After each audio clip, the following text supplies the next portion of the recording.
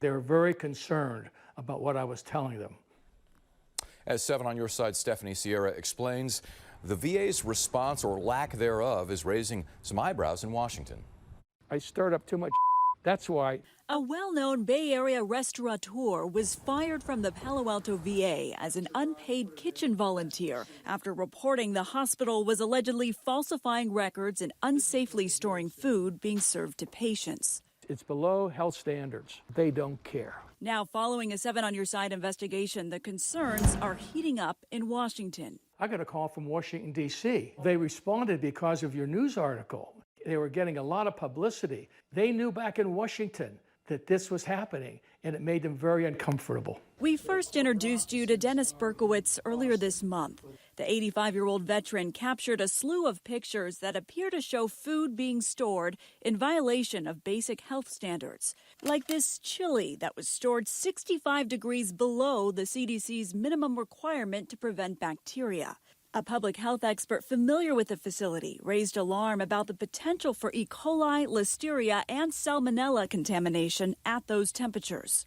Certainly problematic and could lead to serious diseases, especially for a chronically ill population. Berkowitz says he spent more than 6 months trying to get the VA's attention to no avail. But after the story aired, he got a call from Congress. The House Committee on Veterans Affairs, specifically the Subcommittee on Oversight and Investigations. The people I talked to in that subcommittee were very concerned.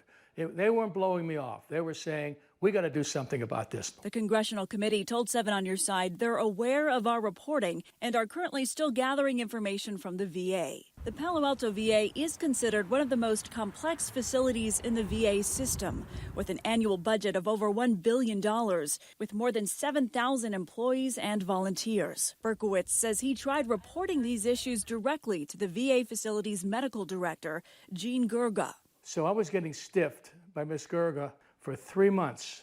And now the worm has turned a bit, and now she's asking me for an interview. We're told that meeting is scheduled for next week. We'll see what happens. Meantime, there's one part of all this that still doesn't add up. The lack of transparency with the VA, especially this part. We were forced to file a Freedom of Information Act request to answer simple questions, yet the VA's own records didn't match up to what the agency initially said.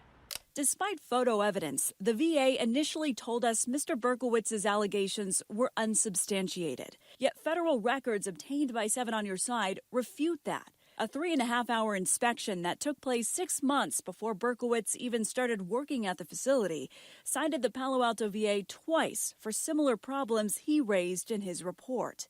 In one case labeled critical, the facility failed procedures to protect against contamination.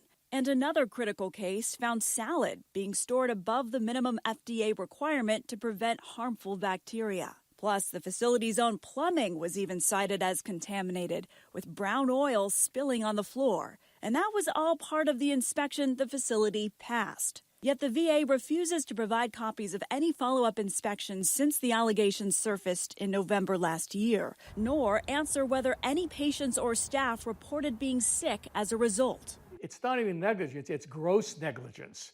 South Bay Congressman Sam Liccardo responded, saying in part, quote, "We share the serious concerns about food safety at the VA, and we're actively engaged in trying to get to the bottom of this." I'm glad you're doing the reporting. So I definitely don't want people to get hurt. Berkowitz says the VA's Chief Veterans Experience Officer called to apologize. I said, please, I don't want an apology. I want you to fix this. Come on, guys, step up. Let's get this corrected. We'll stay on this until there's proof that actually happens. For 7 on Your Side, I'm Stephanie Sierra, ABC 7 News.